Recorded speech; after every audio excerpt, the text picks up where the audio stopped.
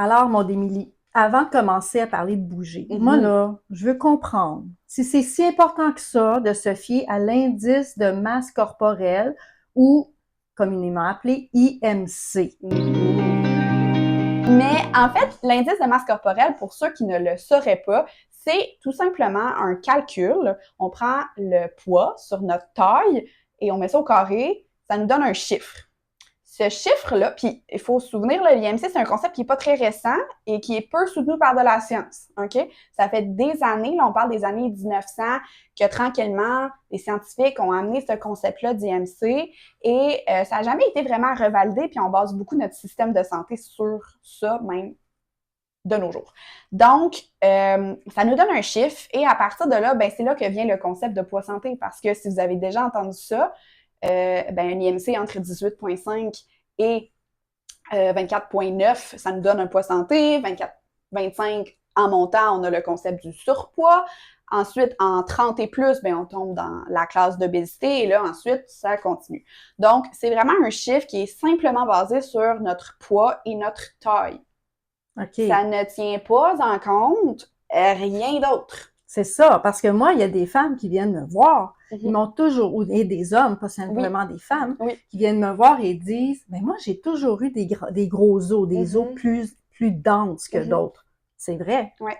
Comme diplômé en physiothérapie et ostéopathe, c'est ce qu'on voit aussi. Mhm. Euh, Qu'est-ce que tu en penses de ça? Ben, c'est ça. Donc, il y a plus que le poids et la taille, en fait. Il faut tenir en compte la distribution de notre masse corporelle dans le corps. Parce qu'une masse, par exemple, graisseuse, qui va être située vraiment au niveau de l'abdomen, ben, c'est une masse graisseuse qui est plus dommageable qu'une graisse sous-cutanée qui va être vraiment sous la peau. La graisse sous-cutanée, ce n'est pas vraiment un problème pour notre santé versus si j'ai une accumulation au niveau du tour de taille, ben là, ça peut impacter mes organes comme mon cœur, mon foie. Alors, c'est sûr que faut en tenir compte. Alors, mais ça vient, on vient pas le détailler dans l'IMC. On n'a aucune idée de la distribution de la graisse corporelle. Alors, si par exemple, je donne toujours cet exemple-là en clinique, si j'ai un joueur de football, par exemple, qui est extrêmement musclé, qui est gros, ben, il peut avoir le même IMC qu'un homme qui est sédentaire, mais qui a une accumulation de graisse au niveau abdominal. Alors moi, si j'ai leur IMC sur un tableau, mais que je n'ai pas de photo à côté, ben je suis pas capable de dire lequel a un meilleur profil de santé uniquement sur cette base-là. Alors, c'est une valeur qui est de plus en plus critiquée, disons-le comme ça, dans la littérature scientifique pour des bonnes raisons. Est-ce qu'il faut complètement en faire abstraction? Peut-être pas à 100%. Dans les dernières études que j'ai lues, c'est ce qui était amené, mais on ne doit pas uniquement se fier à ça pour se faire une impression au niveau clinique, donc au niveau médical, mais aussi dans la vie de tous les jours pour les gens. Là.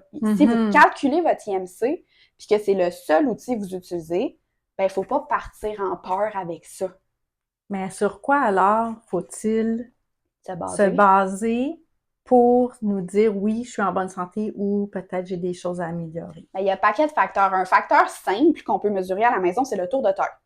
Alors ça, c'est facile. On prend un ruban de couturière, là, un ruban à mesurer. On vient mesurer là, le tour de taille. Puis là, ça, vous pouvez trouver ça sur Internet. La bonne façon de calculer le tour de taille, parce que ce n'est pas le tour de hanche, ben, c'est facile à faire et on peut le mesurer. Puis sinon, si vous regardez vos pantalons, puis qu'après avoir bougé un peu plus, votre ceinture, elle est plus lousse. Puis vous êtes capable de prendre un trou de plus sur votre ceinture, ben ça, c'est signe que votre tour de taille a bougé. Fait que ça, c'est facile. On peut le mesurer. Mais autrement que ça, ben, il faut prendre en considération le paquet de facteurs qui viennent impacter aussi au niveau de l'activité physique, mais au niveau de l'alimentation, au niveau de notre sommeil, au niveau de notre niveau de stress. Tous ces facteurs-là vont influencer, dans le fond, la qualité de notre santé au sens plus large du terme. Fait que dans le fond, là, Mhm. c'est beau d'avoir des indicateurs de santé, mais qu'est-ce qui est le plus important pour tout le monde pour nous inciter à bouger? Mais moi, je pense que c'est un peu la recherche de cet équilibre entre ben, notre corps, mais aussi tout ce qui vient avec, notre tête, puis notre cœur aussi. Donc, si j'aligne un peu tout ça, ben, je vais avoir atteint un peu plus cet équilibre-là. Puis la santé, ça passe beaucoup par la recherche de l'équilibre.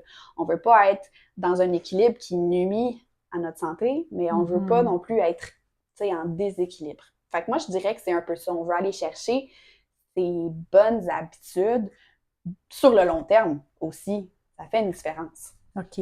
J'aimerais ça qu'on en parle plus davantage, peut-être dans une autre capsule. Tout à fait.